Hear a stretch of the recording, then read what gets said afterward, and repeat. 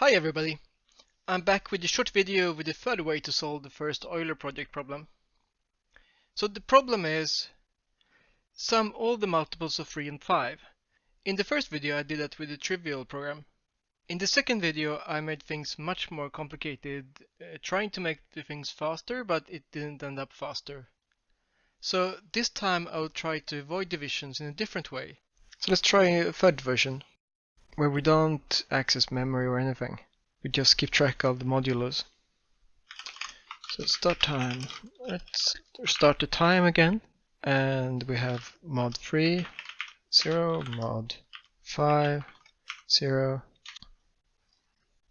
And then we'll actually try to loop through all of them.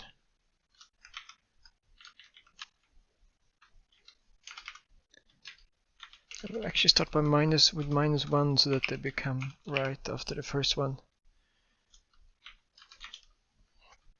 Mod 3, increase by 1, mod 5, increase by 1, mod 3, 3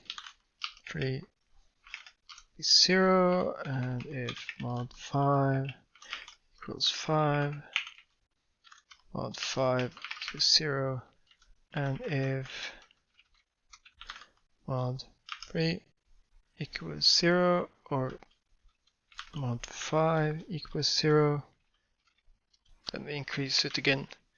So what do you think? Is this faster or slower?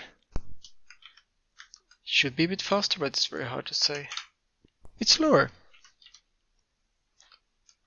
which shows how difficult it is to predict these things. So maybe the way to go is doing math.